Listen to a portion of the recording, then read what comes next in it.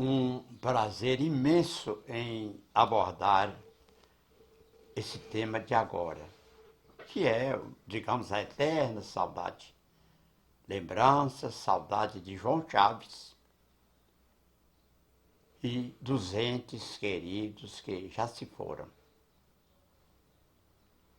Em verdade, só há duas datas marcadas na vida de cada um de nós: o nascimento e a morte. O nascimento pode ser sabido hoje através da modernidade da medicina, pode saber a hora, pode ser até um parto feito cirurgicamente. Então sabe a hora, sabe até o minuto. Mas a morte, costumamos dizer que só Deus, ninguém pode realmente prever. Então não adianta choro antecipado. Daí João Chaves, nos seus versos, diz: Elvira, escuta os meus gemidos, que aos teus ouvidos irão chegar. Tem dó desta alma que te sabe amar. Escapamos da morte quantas vezes for preciso. Chico Xavier. Escapamos da morte quantas vezes for preciso. Mas da vida nunca nos livraremos. Porque viver é realmente estar presente na eternidade. E Fernando Pessoa, o Supra Camões, um dos melhores da língua portuguesa, é autor de um pensamento sempre reconhecido e repetido. Tudo vale a pena quando a alma não é pequena. E tudo vale a pena quando a alma não é pequena. Na Divina Comédia, Dante Alighieri disse: Lasciatio ogni speranza voi che entrate. O que é traduzido por deixai qualquer esperança vós que entrais. É um dizeres que estão escritos, segundo ele, na porta do inferno.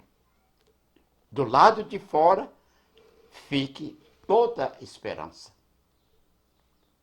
Momento significativo da questão da morte. Jesus, no Calvário, já no crucifixo, na cruz, ele vira para o chamado bom ladrão, que a Bíblia não traz o nome, mas a história diz que chamava Dimas, e disse a ele: hoje estarás comigo no paraíso.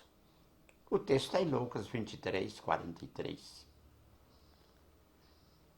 Então, esquecimento. Vamos ver esquecimento. O que é que a história antiga, principalmente o pensamento grego da lógica, fala de morte? O rio Hades disse que quem bebesse de suas águas esquecesse das vidas passadas. Observa bem, das vidas passadas. Nós estamos aí falando de vidas sucessivas. E o Hades é o esquecimento, que é a morte. Cortou a lembrança. Então, voltando de lembrança, Luís de Camões, nos Lusíadas, dizia: aqueles que por obras valerosas se vão da lei da morte libertando. Cantando, espalharei por toda parte, se há tanto me ajudar o engenho e arte. No canto primeiro, os versos 5 a 8, que tem que estar muito próximo das primeiras palavras do Lusíadas. E aqueles que por obras valerosas se vão da lei te libertando. Vida dentro das vidas. A vida tem muitos ganhos.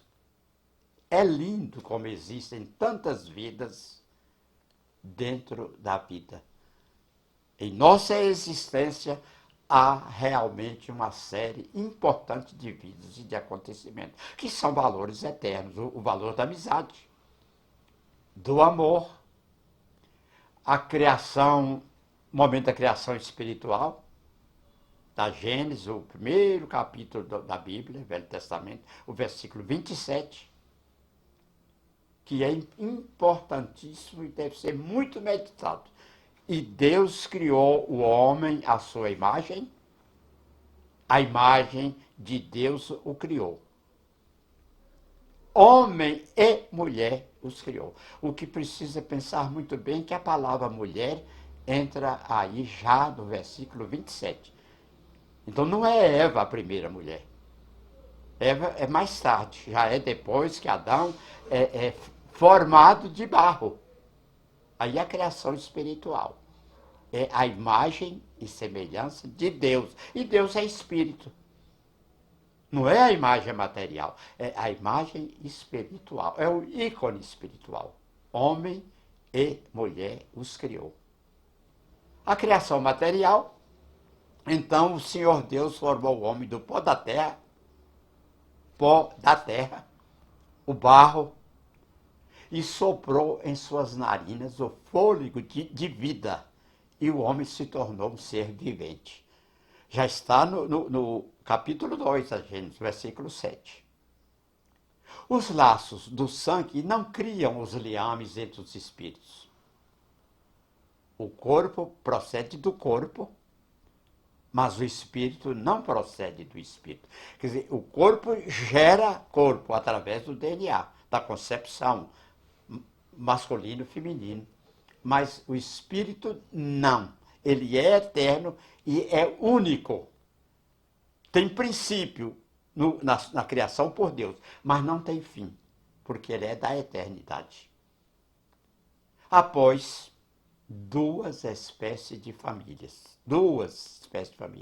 As famílias espirituais e as famílias corporais. Quer dizer, o espírito e a matéria. Porque nas vidas sucessivas nós vamos então formando novas famílias, tanto lá como cá. Então a questão do barro, do pó viestes e ao pó voltarás. Quer dizer, o que é da matéria volta à terra.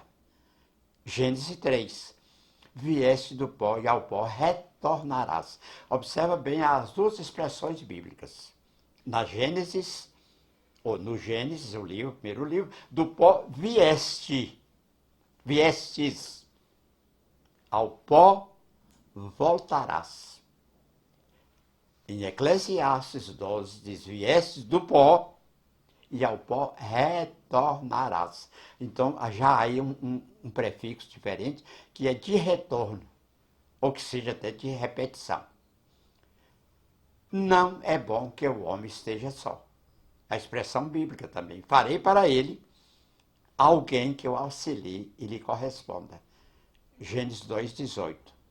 Então, com a costela que havia tirado do homem, de Adão físico, o Senhor Deus fez uma mulher e a trouxe a ele. Observa bem a tradução, o texto bíblico. Não é fez a mulher, não.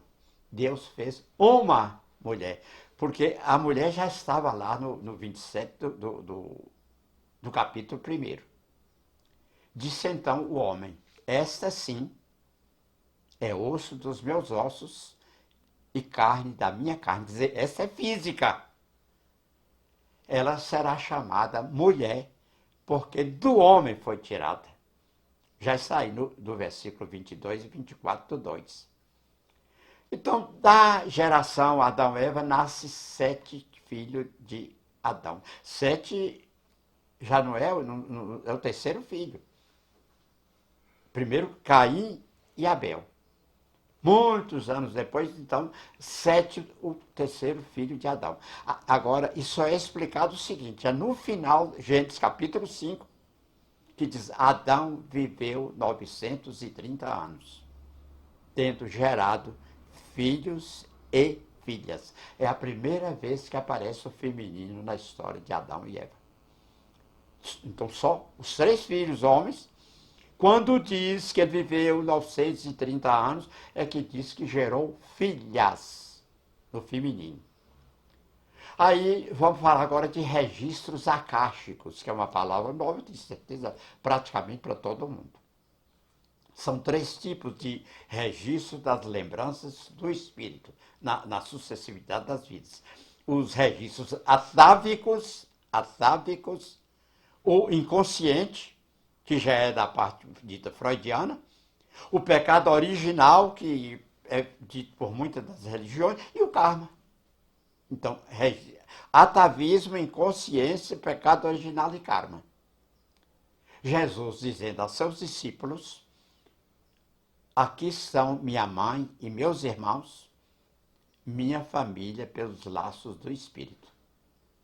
Todo aquele que faz a vontade de meu Pai, que está nos céus, é meu irmão, minha irmã e minha mãe. Isso está em Mateus, no capítulo 12, e no Evangelho segundo o Espiritismo, no capítulo 14, item 8.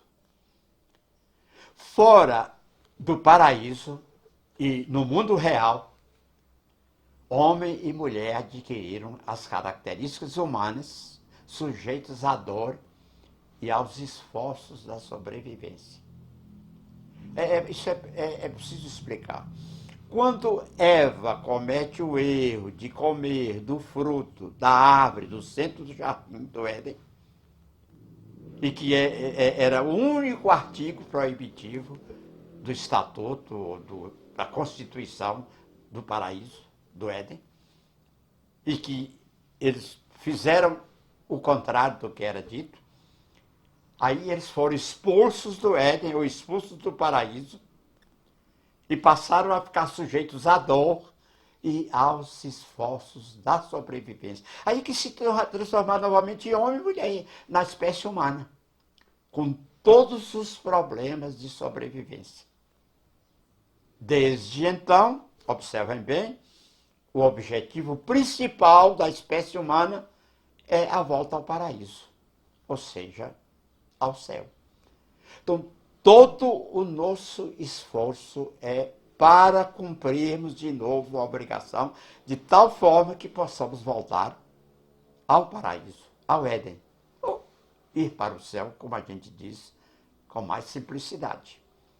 Então aí nós temos alguns nomes que valem ser guardados e repetidos, com boa meditação sobre isso, que é a palingenésia, ou palingenesia, que é a vida sucessiva, nomes gregos, depois vidas sucessivas, a reencarnação, ou a romagem terrena.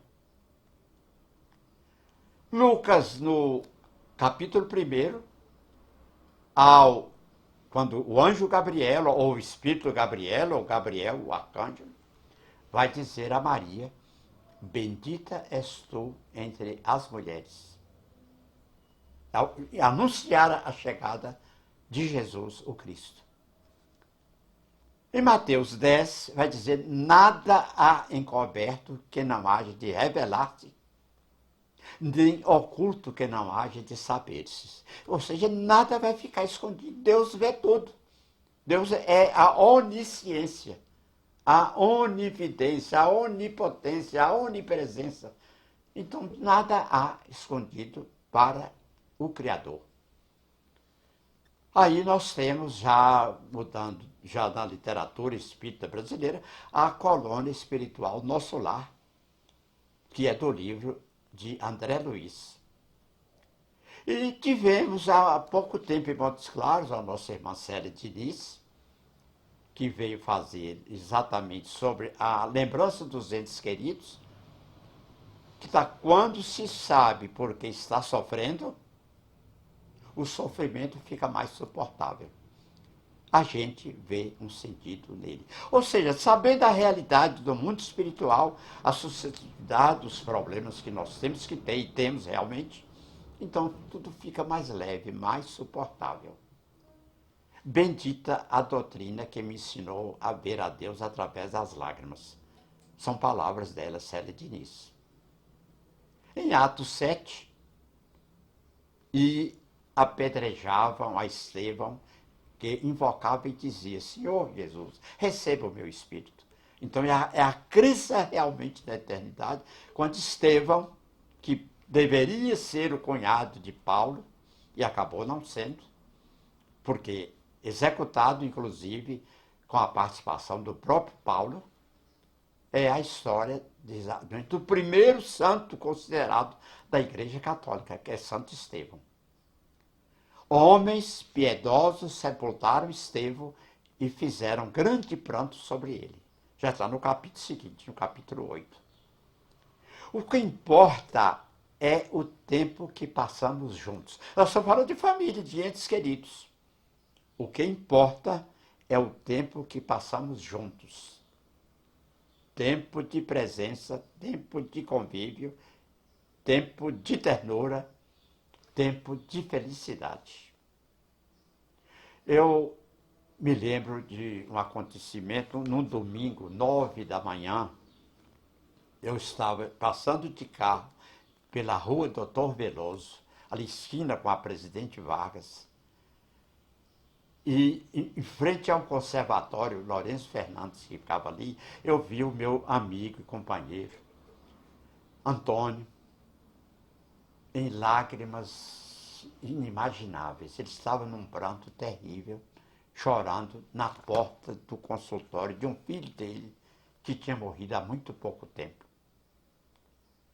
E eu desci, estacionei, desci, coloquei a mão no ombro dele e perguntei a Antônio, eu não vou perguntar por que você está chorando, porque eu sei o porquê. Mas eu queria lhe dizer uma coisa. Não queixe pela passagem, ou pelo falecimento, ou pela morte do seu filho, pela ausência dele. Não queixe. Agradeça, Antônio, a Deus pelo tempo que você passou com ele. Foram quase 30 anos. Pela presença, pelo convívio, pela ternura, pela alegria e pela felicidade que foi proporcionada a vocês nesse convívio. A ausência é sempre natural, porque todos nós temos que ir. Ele deixou de chorar, eu voltei ao meu carro e segui meu destino. Muito tempo depois, um dia, numa conversa, ele disse a um amigo que Vanderlino o tinha salvo de uma situação dificílima, possivelmente a final. Então, só aí é que eu fui ver que o fato de eu ter estacionado, abraçado, conversado com ele, foi realmente uma redenção. Então, nós temos que realmente agradecer. Não é a ausência dos entes queridos. Nós temos que não é lamentar, é agradecer a presença. Mesmo que os olhos físicos não vejam quem amamos, está sempre perto da gente. Então, não estamos vendo, mas aqueles que nos amam, então vão perto da gente. Está aí as duas figuras bastante interessantes e ilustrativas. Saudade é uma dor que fere nos dois mundos.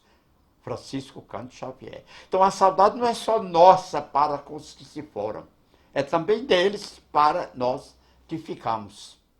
Eu estou dizendo nós porque estamos aqui ainda. A vida no mundo espiritual. Os seres a quem amas e que morreram não se consumiram na voragem do aniquilamento. Eles sobrevivem. A vida se manifesta, se desenvolve em infinitos matizes e em incontáveis expressões. Não estão mortos os que transitaram ao teu lado, trocados de domicílio. Prosseguem vivendo aqueles a quem amas. Aguarda um pouco, enquanto orando a prece te luarize a alma e os envolva no rumo por onde seguem. Então todos estamos indo para lá. Quando verdadeiro, o amor vence qualquer distância e é ponte entre abismos, encurtando caminhos. Então agora nós estamos na questão 934 do Livro dos Espíritos. A perda de entes queridos não nos causa um sofrimento tanto mais legítimo quanto é ela irreparável e independente da nossa vontade? Já que a morte não depende de nós? Essa causa de sofrimento atinge tanto o rico como o pobre. É uma prova de expiação e lei para todos. Agora nós estamos tendo, nesse momento, com a pandemia do coronavírus, o 19, esse sofrimento que não é diferente para ninguém. Atinge tanto o rico como o pobre. É uma prova de expiação e uma lei dificílima para todos os nós habitantes do planeta Terra, os 7,5 milhões de pessoas que vivem na Terra. A morte é assim também. Não há escolha. Mas é uma consolação poder se comunicar com os vossos amigos que já estão no mundo espiritual. Aí a doutrina espírita tem mais essa chance de ter esse diálogo. Então ainda há para todas as criaturas os sonhos. Os sonhos espirituais são mais nítidos, mais claros. Guardamos melhor. E um detalhe, geralmente são coloridos, o que não costuma ocorrer com as demais formas que se apresentam em preto e branco. Então, o gostosíssimo sonho colorido é o sonho espiritual. A possibilidade de entrar em comunicação é uma bem doce consolação que nos proporciona o meio de nos entretermos com os parentes e amigos que deixaram a Terra antes de nós. Quer dizer, essa comunicação mediúnica espiritual, ou seja, através do sonho, é esse encontro, reencontro com aqueles queridos que estão no mundo espiritual. Então, aprender com os amigos espirituais. Não existe mais, por assim dizer, separação entre nós e os amigos espirituais que nos ajudam com seus conselhos, nos dão testemunhos de sua afeição. É para nós uma satisfação sabermos felizes e aprender através deles os detalhes da sua nova existência, adquirindo a certeza de um dia, por nossa vez, nos juntarmos a eles. Então, no mundo físico, no mundo espiritual, no sonho juntos, mas um dia estaremos juntos no mundo espiritual, como podemos estar de novo juntos aqui também na parte física. A doutrina espírita, pelas provas patentes que nos dá quanto à vida futura, a presença ao nosso redor dos seres aos quais amamos, a continuidade na sua afeição e da sua solicitude, nos oferece uma suprema consolação. Com o Espiritismo não há mais abandono. Então a questão 153. E em que sentido se deve entender a vida eterna? A vida do Espírito é que é eterna. A do corpo é transitória e passageira. Quando o corpo morre, a alma retorna à vida eterna. A infância passa, a juventude a segue, a velhice substitui, a morte a recolhe. Viver sem amigos é morrer sem deixar lembrança. Palavra de Chico, quase terminando. Libertando-os, eles prosseguirão contigo, preparar-te-ão o reencontro, aguardar-te-ão. Faze-te a teu turno digno deles, da sua confiança, e unge-te de amor com que enriqueças outras vidas em memórias deles, por afeição a eles. Não penseis mais em termos de adeus, e sim em expressões de até logo mais. Então está aí o Pentateuco da doutrina espírita, que é séria, justa, respeitosa e participativa. Então, o Eternamente Sempre, um poema meu, eu vou terminar com ele. Em sonhos de mais coloridos, teus olhos marcarão presenças, com intensamente sim, em dádivas de muita luz. 1001 visões, coloridas luminescências, iluminarão brisas do ser e do não ser. És doce encanto, és mais, és tudo. Tens uma beleza mágica, transparência e brilhos de muito amor, eterno hoje, eterno sempre.